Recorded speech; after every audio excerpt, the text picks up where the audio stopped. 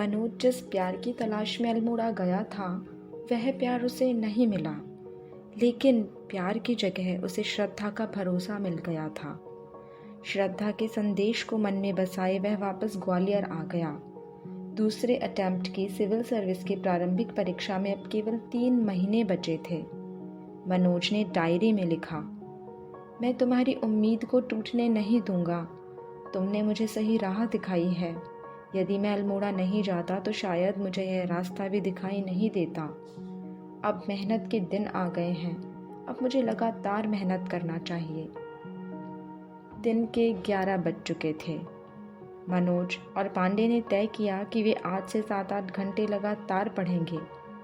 साथ के कमरों में अविनाश, नवल और गुप्ता भी पढ़ रहे थे। तभी पीली कोठी के नीचे एसटीडी पर योगिता का फोन आ गया। योगिता ने कहा कि वह मिलने आ रही है। पांडे का दिन भर पढ़ने का विचार पीछे छूट गया। देखने के लिए अब वह सामने इतिहास की किताब खुली करके बैठा था, लेकिन पांडे उस किताब में कुछ नहीं पढ़ रहा था। पूरी दोपहरी ऐसे इंतज़ार करते हुए उसकी कट गई, पर योगिता नहीं आई। न पढ़ाई हुई। वह कभी छत पर जाता, कभी नीचे। वह योगिता के इंतजार में मचलते भूत की तरह पीली कोठी में भटकता रहा। योगिता के आने तक पांडे को अपना समय काटना था। इस उद्देश्य से वह नवल के कमरे में चला गया। उसे देखकर नवल ने कोई प्रतिक्रिया नहीं दी, अर्थात नवल नहीं चाहता था कि पांडे वहां खड़ा रहकर उसकी पढ़ाई डिस्टर्ब करे। नवल का सपाट चेहरा देख पांडे समझ गया कि उसे यहाँ से चले जाना चाहिए। वह अपने मन में नवल को गालियां देता हुआ उसके कमरे से बाहर चला गया। 5 बजे योगिता के आने के बाद प्रेमी पांडे ने राहत की सांस ली। योगिता ने बड़ी सी आंखें नचाते हुए कहा, सॉरी, लेट हो गई। 20 तारीख को मेरी दीदी की शादी है, आप लोग ज़रूर आइए। इतना कहकर योगिता ने शादी का एक कार्ड निकालकर पांडे के सामने टेबल पर रख दिया। 5 घंटे के इंतजार के बाद पांडे को अपनी प्रेमिका का 5 मिनट का ही साथ नसीब हुआ। योगिता के जाने के बाद वह लंबी सांस लेकर पलंग पर लेट गया। यह सुख की सांस थी। उसने महसूस किया कि अब वह पढ़ सकता है। सिविल सर्विस के प्रीलिम्स के लिए अब माहौल सकारात्मक है। उसने किताब उठा ली।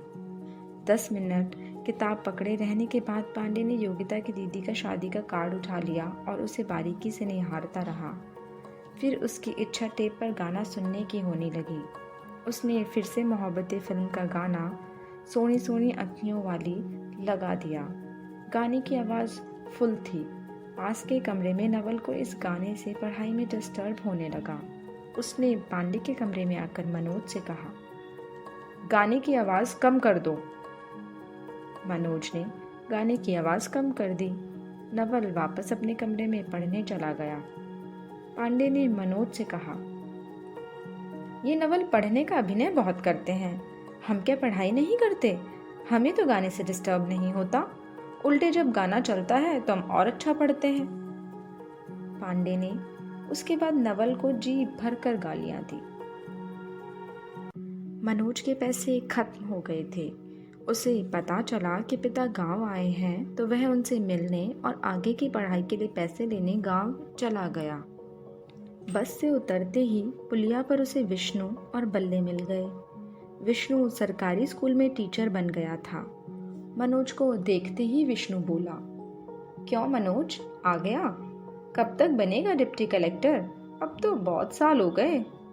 मनोज को उम्मीद नहीं थी कि गांव में प्रवेश करते ही उसे इस तरह का व्यंग सुनना पड़ जाएगा। उसने विष्णु को समझाते हुए कहा, हो जाएगा विष्णु, समय लगता है।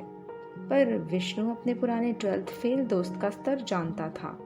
उसे लगता था कि मनोज सिर्फ मस्ती मजे के लिए ग्वालियर में रह रहा है। उसकी नज़र में मनोज को शहर की हवा लग चुकी है। तू मुझे पागल नहीं बना सकता। मैं जानता हूँ तुझे और तेरी पढ़ाई को। विष्णु को मनोज पर बिल्कुल भी भरोसा नहीं था। बल्ले ने टेम्पो चलाना बंद कर दिया था। वह जौरा में कंस्ट्रक्शन का काम करने लगा था। उसने मनोज पर व्यंग करते हुए कहा, जे मूछे काहे कटाए लई, चश्मा लगाए लो। मोए तो ते लक्षण ठीक ना लग रहे। मोए तो लाग दो कि तेने मोड़ी फसाए लई ग्वालियर में। देखिए भैया, नाक ना कटाई दिए गांव की। अपने दोस्तों की बात सुनकर मनोज अपमानित सा अपने घर की ओर चल दिया। पिता कमरे के बाहर बरामदे में अपने कागज लिए बैठे थे। कमलेश कहीं गया हुआ था। माँ पड़ोस में चर्चा के लिए गई थी। छोटी बहन रजनी घर का काम कर रही थी। गांव आते ही मनोज को लगा कि श्रद्धा कितनी दूर की कल्पना है। वह श्रद्धा का घर और उसका खूबसूरत शहर देख आया था। श्रद्धा के शहर के सामने उसका गांव कितना घटिया और कितना कमज़ोर है। इस माहौल में किसी को बात करने की तमीज़ नहीं है। सब गंदा बोलते हैं, व्यंग करते हैं। कहाँ श्रद्धा का घर और कहाँ उसका घर। उसे समझ आ गया कि श्रद्धा को लेकर उसकी कल्पना कितनी अव्यवहारिक है। पिता ने मनोज को देखा तो हुंकारते हुए बोले, कब आयो? मनोज के जवाब का इंतजार किए बिना पिता ने अपनी बात कहनी शुरू कर दी। अब वे फिर से मेरा ट्रांसफर करबो चाह रहे हैं। देखे कैसे करते हैं, सबकी खटिया खड़ी कर देंगो। क्या समझता है डिप्टी डायरेक्टर, बेईमान साला। 1 साल से पिता की नौकरी व्यवस्थित चल रही थी, पर पिता ने अब फिर से जंग खा रहे अपने हथियारों को चमकाना शुरू कर दिया था। मनोज समझ गया कि पिता विश्राम के बाद फिर से जंग के लिए तैयार हो गए हैं। कभी भी वह फिर से सस्पेंड हो सकते हैं। मनोज ने आज पहली बार अपने पिता से घर की अर्थव्यवस्था को ठीक बनाए रखने की विनती की। पापा, 2-3 साल ठीक से नौकरी कर लो। मेरी पढ़ाई चल रही है। दिल्ली जाऊंगा कोचिंग के लिए, पैसों की ज़रूरत पड़ेगी। पिता ने उसे अनसुना करते हुए कहा, तू जानता नहीं है इन लोगों को, बहुत हरामी है। मैं सबको ठीक कर दूंगा। मनोज समझ गया कि संकट बढ़ने वाला है। पिता फिर से संघर्ष के मूड में आ चुके हैं। अब उन्हें किसी भी तरह से रोका नहीं जा सकता। किसी भी दिन खबर आ सकती है कि पिता सस्पेंड हो गए हैं। दूसरी तरफ दिल्ली जाए बिना सिलेक्शन नहीं होगा। सिविल की प्रीलिम्स ग्वालियर से निकल सकती है, पर मुख्य परीक्षा के लिए दिल्ली जाना जरूरी है। मनोज अगले दिन माँ से 2000 रुपये लेकर वापस ग्वालियर चला गया। रास्ते भर वह सोचता रहा कि वह व्यर्थ ही इतने बड़े सपने देख रहा है। IAS, IPS, श्रद्धा, PSC। उम्मीद के साथ गांव जाने वाला मनोज लौटते समय अपने साथ नाउम्मीदी और हताशा लेकर आया था। योगिता की दीदी की शादी में जाने के लिए पांडे और मनोज तैयार हो गए। अविनाश के पास लाल रंग की मारुति कार थी। कार में प्रेमिका के यहाँ जाने से पांडे का प्रभाव बढ़ता, इसलिए उसने शादी में जाने के लिए अविनाश को भी तैयार कर लिया। शादी के सुस्वादु भोजन के बदले अपनी कार ले जाने के लिए अविनाश तैयार हो गया। शादी में योगिता के सौंदर्य को देखकर पांडे आश्चर्यचकित रह गया। अपनी पसंद पर गर्व करते हुए उसने अविनाश को कोहनी मारते हुए कहा, देखो अविनाश, योगिता कितनी सुंदर है। अविनाश स्पष्ट उद्देश्य से आया था। उसे इन बेकार की बातों में कोई रुचि नहीं थी। उसने व्यर्थ समय बर्बाद नहीं किया। उसने पांडे की बात पर ध्यान नहीं दिया और अपनी प्लेट सजा के पांडे के पास आकर खड़ा हो गया। अविनाश, पांडे, मटर पनीर अच्छा बना है, तुम भी प्लेट ले लो। ज्यादा वक्त बर्बाद करने की जरूरत नहीं है, चलकर पढ़ना भी है। अविनाश ने पांडे को इस रोमांटिक मौके पर पढ़ाई की याद दिला दी, पर पांडे की भूख प्यास मर चुकी थी। पढ़ाई वह भूल चुका था। वह मेहमानों से बात करती, चहकती, मुस्कुराती योगिता को ही निहार रहा था। पांडे ने इस बार मनोज से कहा, देखो मनोज, योगिता कितनी खुश है। मनोज ने पांडे को संतुष्ट किया। मुझे तो लगता है कि वह तुम्हारे कारण ही खुश है। उसकी खुशी छुपाए नहीं छुप रही। अविनाश ने बहुत दिनों से दही बड़ा नहीं खाया था। उसने दही बड़ा खाते हुए कहा, पांडे, दही बड़ा अच्छा बना है, खाओगे? योगिता के सौंदर्य में डूबे पांडे को अविनाश का व्यवधान पसंद नहीं आया। उसने घुर्राते हुए अविनाश से कहा। ठूंस लो पहले। मनोज को उत्सव के इस माहौल में श्रद्धा की याद सताने लगी। एक प्रेमी अपनी दूरस्थ प्रेमिका को याद कर रहा था, दूसरा प्रेमी अपनी निकटस्थ प्रेमिका को निहार रहा था। तुम सही कह रहे हो, योगिता मेरे कारण ही बेहद खुश दिखाई दे रही है। संतुष्टि की गहरी सांस लेते हुए पांडे ने मनोज से कहा। अविनाश पांडे की बात पर हंसना चाहता था, पर इस डर से चुप रहा कि हंसने से उसके मुंह में भरे कड़ी चावल गिर जाएंगे। फिर भी मुंह में कड़ी चावल भरे हुए ही उसने अपने मन की बात कह दी। पांडे, तुम्हारी आंखें फूट गई हैं क्या?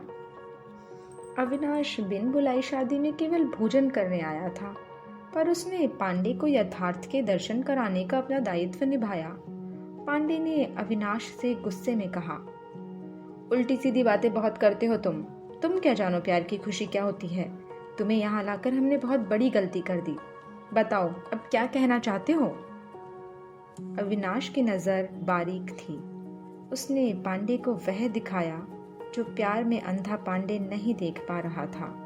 अविनाश ने चाशनी वाले गरम गुलाब जामुन का आनंद लेते हुए पांडे से कहा, योगिता तुम्हारे कारण नहीं चहक रही है पांडे। वो देखो, काले कोट में तुमसे लंबा और सुंदर लड़का खड़ा है ना, उसी के कारण चहक रही है। पांडे और मनोज ने देखा कि योगिता एक स्मार्ट लड़के से हंस हंस कर बात कर रही है। पांडे ने इस दृश्य को देखकर भी अविनाश का विरोध किया। अविनाश, तुम ना विघ्न संतोषी हो। यहाँ कई लोग योगिता के मेहमान हैं। हंसकर बात करना मेहमान का धर्म है।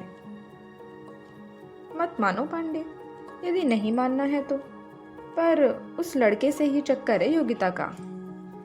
तुम बेकार ही बीच में कूद रहे हो, अविनाश ने आत्मविश्वास से कहा। पांडे अब चौकन्ना हो गया। उसे उम्मीद नहीं थी कि योगिता उसके कारण नहीं, किसी और लड़के के कारण खुश है। अविनाश ने कॉफी पीते हुए फाइनल निर्णय सुनाया। पांडे, तुम्हारा अब यहाँ कोई काम नहीं है। तुम्हारी योगिता ने तुमसे ज्यादा स्मार्ट और संभावनाशील लड़का ढूंढ लिया है। चलो चलकर अब पढ़ाई करो। पांडे तनाव में था। उसने चिढ़कर कहा, मैं नहीं मानता तुम्हारी बात, मैं खुद पता लगाता हूँ। रुको पांडे, मैं पता लगाता हूँ, तुम शांत रहो। मनोज ने विचलित पांडे को कंट्रोल करते हुए कहा। योगिता के पास पहुंचकर मनोज योगिता को परखने के उद्देश्य से बोला, योगिता अब हम लोग चलते हैं। जब तक योगिता कुछ बोलती, मनोज ने योगिता के साथ खड़े लंबे और स्मार्ट लड़के से हाथ मिलाकर कहा, हेलो, मैं मनोज। लड़के ने विनम्रता से कहा, हेलो, मैं शशांक। योगिता ने शशांक का परिचय दिया। ये शशांक हैं जीजाजी के रिश्तेदार, इंग्लैंड में सॉफ्टवेयर इंजीनियर हैं। यह एक अधूरा और आशंकित करने वाला परिचय था। पास खड़ा पांडे समझ गया कि इस लड़के के सामने वह कुछ भी नहीं है। शादी की लाइटिंग और चकाचौंध में पांडे का चेहरा फीका पड़ गया। उसे अपनी हार एकदम सामने दिखाई देने लगी।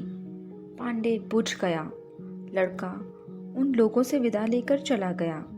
मनोज पूरी तरह कंफर्म करना चाह रहा था कि वास्तविकता क्या है। मनोज ने योगिता से कहा, योगिता, शशांक अच्छा लड़का है। योगिता को मनोज का आशय समझने में वक्त नहीं लगा।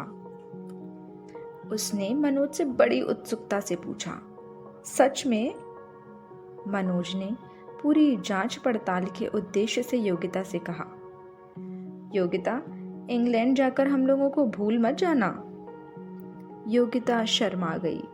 उसने अपना सिर केवल ना के इशारे में हिलाया, जिसका अर्थ था कि वह इंग्लैंड जाकर इन दोनों को नहीं भूलेगी। पांडे को अब कोई फर्क नहीं पड़ता कि इंग्लैंड जाकर योगिता उसे याद करेगी कि भूल जाएगी।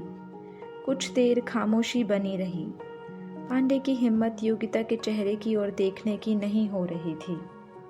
योगिता ने मनोज से कहा, आप लोग खाना खाकर ही जाइए।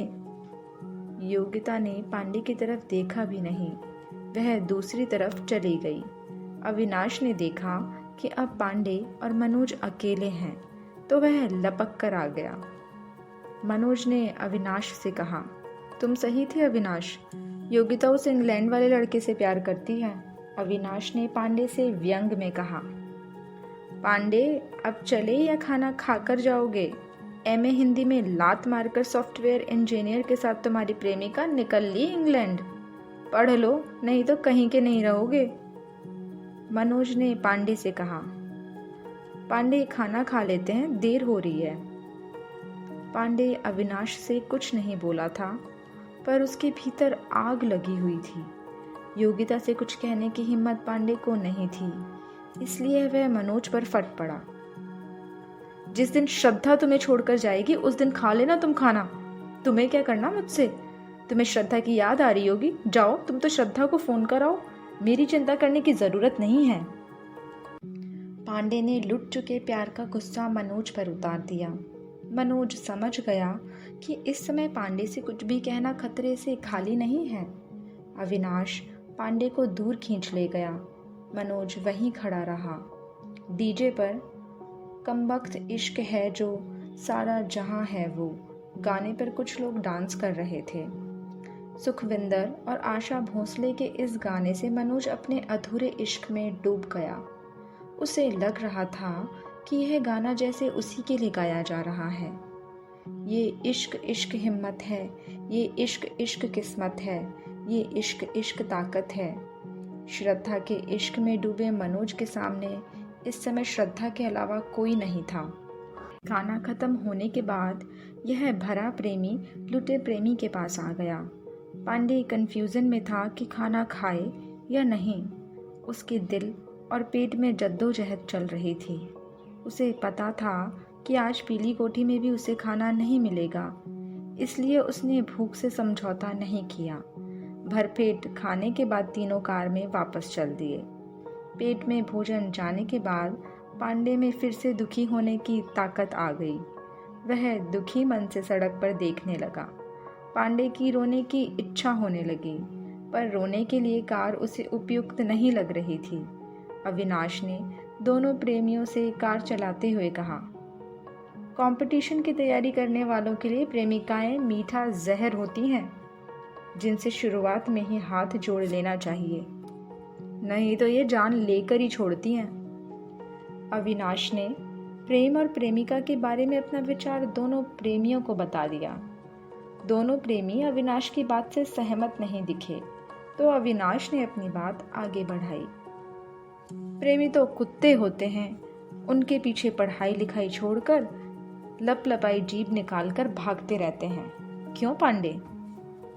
अविनाश ने पांडे को कुत्ता कह दिया था और अविनाश उसकी स्वीकारोक्ति भी पांडे से चाहता था। पांडे जोर जोर से बोलने लगा, हाँ मैं कुत्ता हूँ मैं कुत्ता। इतना कहकर उसकी रुलाई फूट पड़ी और वह अविनाश से लिपटकर रोने लगा। अविनाश को इस लिपटने से कार चलाने में असुविधा होने लगी। उसने पांडे को अपने से अलग किया और कहा, पांडे कार चलाने दो, अभी घुस जाएगी किसी में। प्रेमिका से हाथ धोया है, जान से भी हाथ धोना पड़ेगा अभी, हटो अलग। मनोज अभी भी उसी गाने के सुरूर में था। अविनाश ने मनोज से पूछा, मनोज जी बताइए, क्या मैं गलत कह रहा हूँ? मनोज ने पूरे गले से पूरी आवाज में उसी गाने की लाइनें गाना शुरू कर दी। ये इश्क इश्क हिम्मत है, ये इश्क इश्क किस्मत है, ये इश्क इश्क ताकत है, ये इश्क दिल की दौलत है। गाना इतना तेज और बेसुरा था कि कार के बाहर सड़क पर चलने वाले कुछ लोग भी मनोज को देखने लगे। तीनों पीली कोठी पहुंच गए। इस अव्यवस्थित रात में पढ़ाई नहीं होनी थी। पांडे कमरे में पड़ा पड़ा अपनी छूट चुकी प्रेमिका के लिए दुखी होता रहा। सोनी सोनी अखियों वाली गाना आज उसने नहीं चलाया। उसने लगान फिल्म का भजन, ओ पालन हारे निर्गुण और न्यारे, तुम बिन हमरा कौनो नाही, हमारी उलझन सुलझाओ भगवन, तुम बिन हमारा कौनो नाही, अपनी टेप पर लगा दिया और पलंग पर लेट कर रोता रहा। दोनों प्रेमी फिर से भूल गए थे कि उनका प्रीलिम्स सामने है।